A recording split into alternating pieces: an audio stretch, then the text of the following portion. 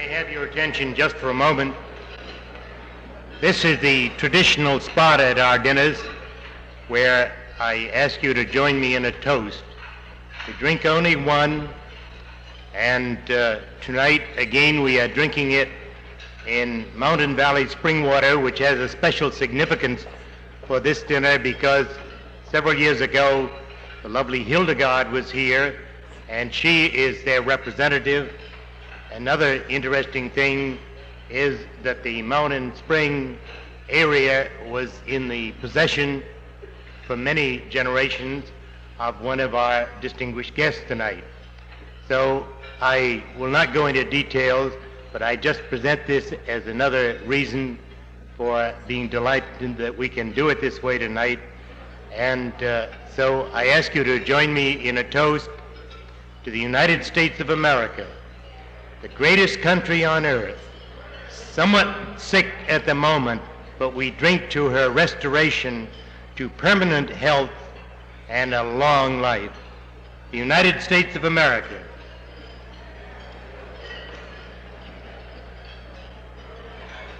Thank you.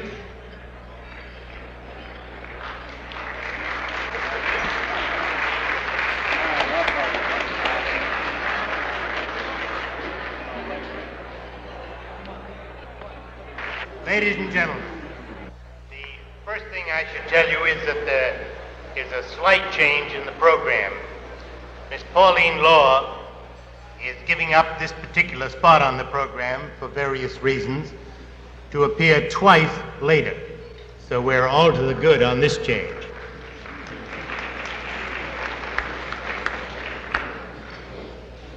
As a first order of business,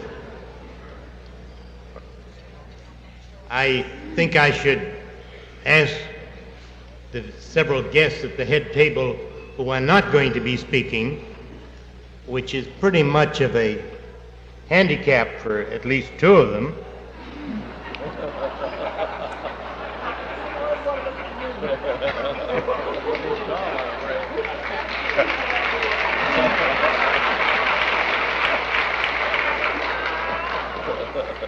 First, we'll ask Mr. Robert Welch to stand.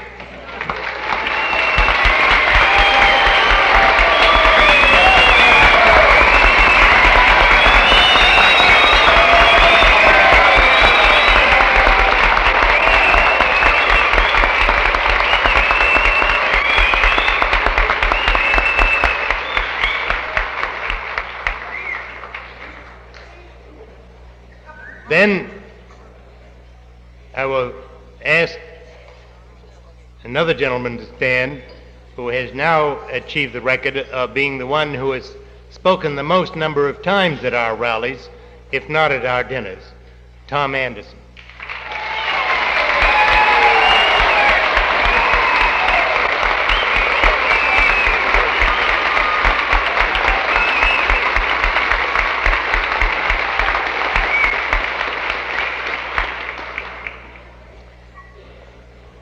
Tom, of course, had been one of our guests of honor at one of these dinners, and contrary to what a lot of you people think, I'm sure, Mr. Robert Welch never has been.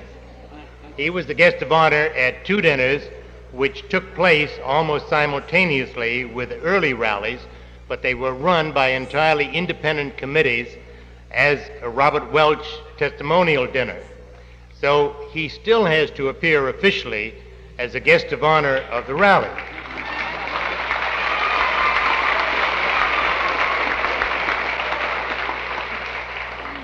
But another one of our guests of honor at a previous dinner is here, and he has a pretty good record of having spoken at the rally, this being the 6th year on which he's made his appearance, and that's General Clyde Watts.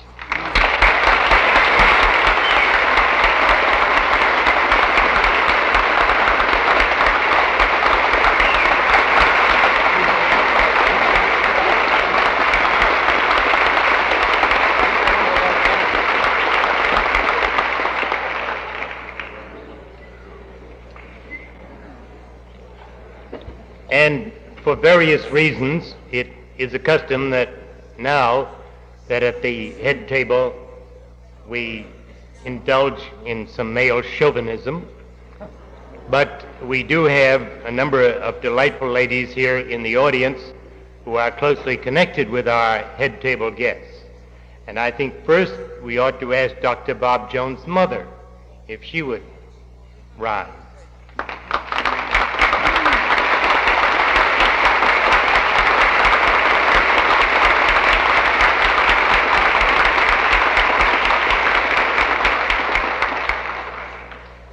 And then his charming wife.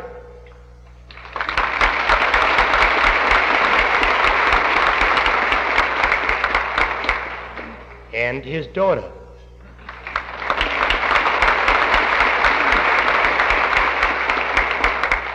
And his son.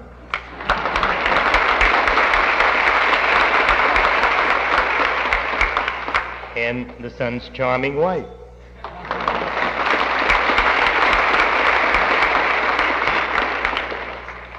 And the wife of the other son, Bob III.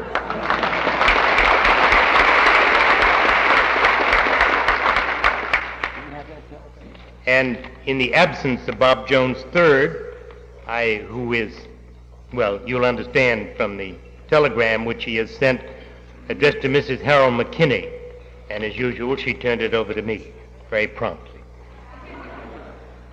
It says, the faculty, staff of Bob Jones University, and I personally want to thank Colonel Bunker, Mrs. McKinney, and the entire Rally for God, Family, and Country for the honor you are bestowing upon our Chancellor. We wish there were some way all of us could be present in demonstration of our affection for him as a person and of our high esteem for him as a Christian leader, a warrior for the faith, and the captain of our team. Through his spirit-filled leadership as president for 24 years and now as chancellor, Bob Jones University has been raised up of God to be a fortress of the faith, once for all delivered to the saints. Of course, I personally feel deprived that I cannot be there to participate with you and the rest of the Jones family, including my wife, in the honoring of my father. But I'm preaching in Denver tonight. Congratulations, Dad. Love, Bob III.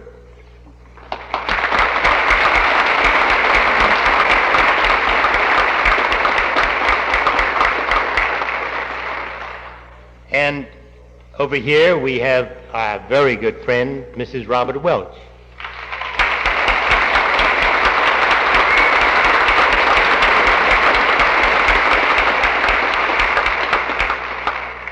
And sitting with her, another lovely lady, Mrs. Tom Anderson.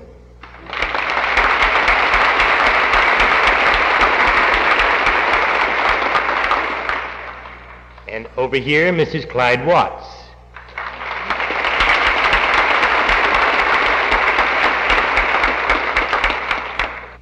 Then I want to say a word of appreciation to all the many people who have helped make the rally and the dinner such a satisfying success, to those of us who have been working toward it for so long, or toward them, the rally and the dinner. And as you know, there are many, many people who get together and help work out the details, handle all kinds of problems, and then come and speak and give us generously of their time and wisdom and guidance for the future. And it's impossible to go right down the list, because many of our speakers here at the rally this year have been able to stay and join us for dinner. There are others here who have spoken on other occasions, and I would like to call on each one singly to stand up and be properly recognized. But as I say, the list is so long now that we just cannot take the time to indulge in that very pleasant luxury. But it would be very wrong for me not to say a word of appreciation to the hotel for the wonderful service they give us through the rally and in preparation for it and for the dinner. And year after year, they seem to be able to handle all the problems that come along with a minimum of effort. And I'm sure that they do their best all the way through to make life extremely pleasant for us while we're here. Then, among other very delightful friends, we have this Sullivan family. And Joe Sullivan, the father, who was our devoted friend and a regular attendant at these dinners for years, unfortunately has left us, but the family are carrying on, and they are here at this table over here. The Sullivan brothers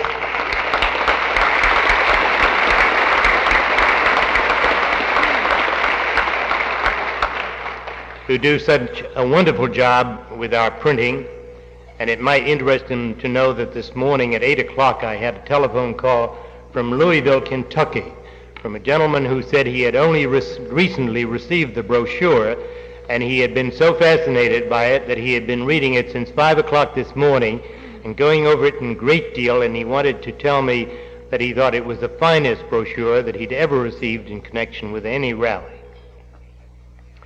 Then, of course, the outstanding bulwark on which the rally is based and which makes it possible to have these rallies year after year is the McKinney family.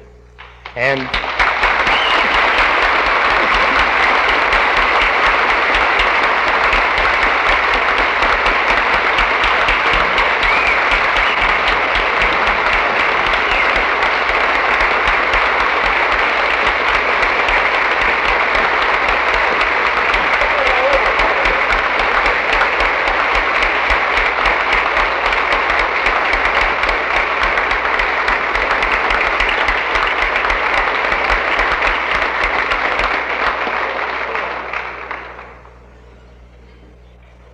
And as you know, for years I have been saying to the various people who come up to me and say we think this is a wonderful thing to do and we think we ought to have one in our part of the country, and do you have any advice to give me?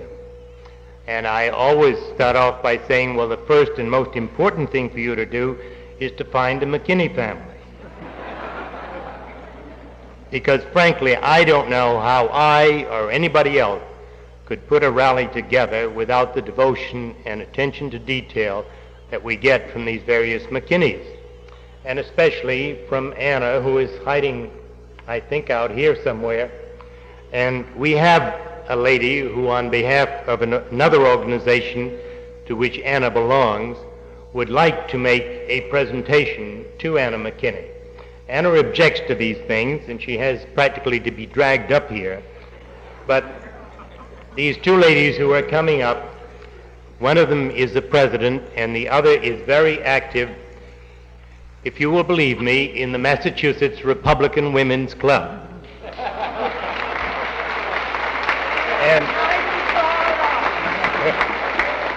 And they have been here at the rally a number of years.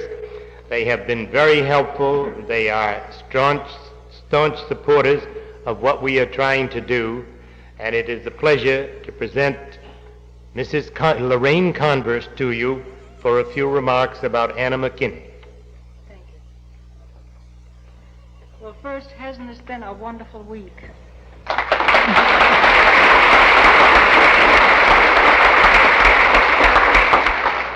And we have it here in Massachusetts. It just shows that we do have some great people still coming from Massachusetts. We have had, thank you. We've had some of the finest speakers this week, and it has been a joy to be with so many wonderful and lovely people. It's a great country that we're fighting for, and we have two of the greatest Americans that are working for us to bring it about and to preserve it.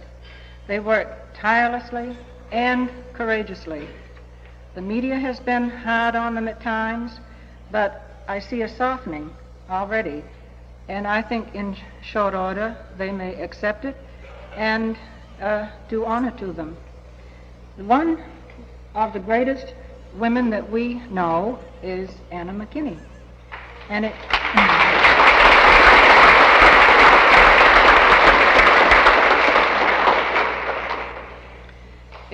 I would like very much to have Anna come forward. She's coming, but don't hurry.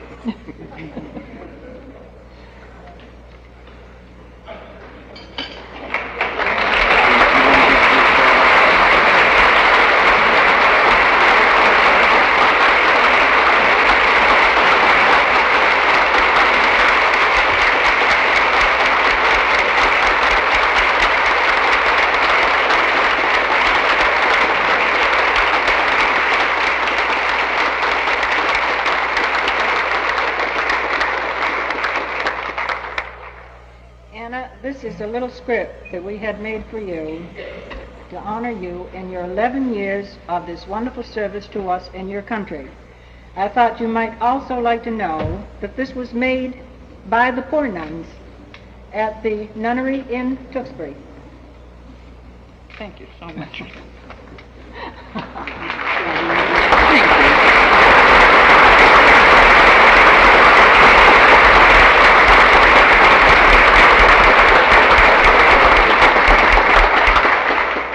I would like now to introduce our political director of the Women's Republican Club. This organization studies issues, and this is one reason why we appreciate your organization. You provide the literature, and we try to do some of the work. The gift, I feel, that Anna McKinney and Colonel Bunker has given to us is the material that they have provided in knowledge, and what we do in return will be our gift to them. So Mrs. Paula Llewellyn from Bedford. Thank you, Lorraine.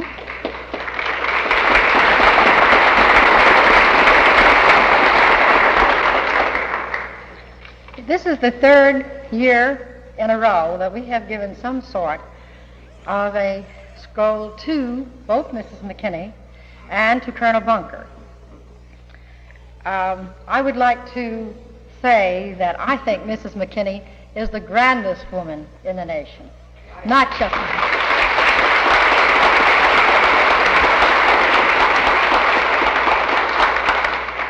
until Anna joined our club, we didn't have the courage to get out and say the things and fight the causes that we have been fighting since Anna's been one of our members.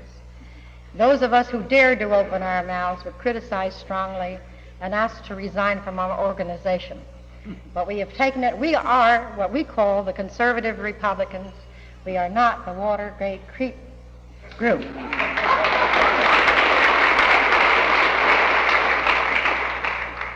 And I wish the Watergate were over the water over the dam, the damn dam. Excuse me for saying so. We have been honoring Colonel Bunker because he has spoken to us on many occasions. We like what he had to say about General MacArthur. We think he's one of the greatest men this nation has ever had, and I'm sure many of you do.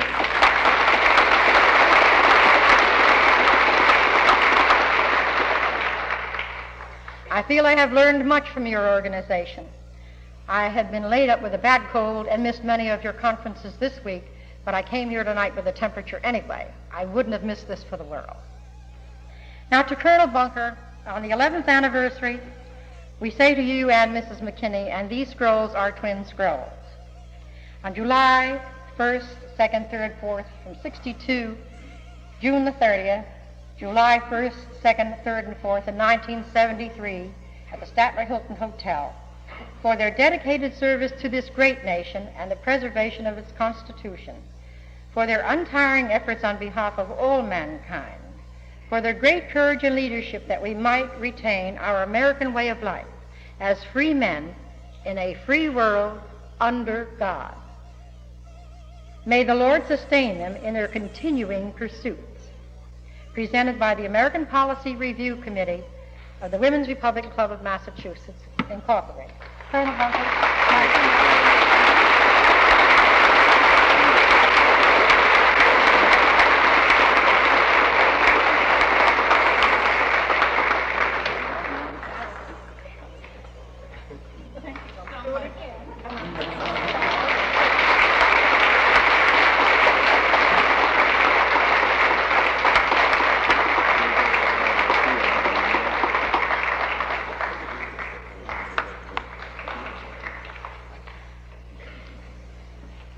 I want to say just one further word before we go on with the usual part of the program. One of the messages that has come in within the last 2 days was mailed from Saigon on the 27th, just a week ago, from a Russell man who is serving out there, saying, "Dear Mrs. McKinney, I dislike sending regrets, as my motto is be there," and a further message. But we do have people from almost as remote spots coming here You've noticed tonight the reception that our friends from Australia have received. They were here last year. They've been here again this year, much to our delight. We also have two very delightful guests here from the Netherlands. They have been here before. He was here last year. She wasn't able to come last year, but they are both here this year. And so it goes. We have people coming from all over this country, and now we're beginning to get them from all over the world.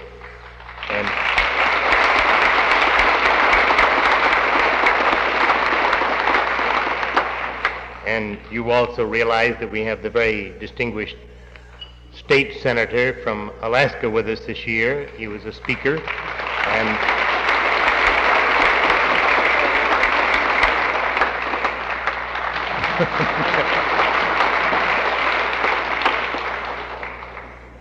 and I can't be sure how many other weary travelers may have turned up, but we're delighted to have them with us.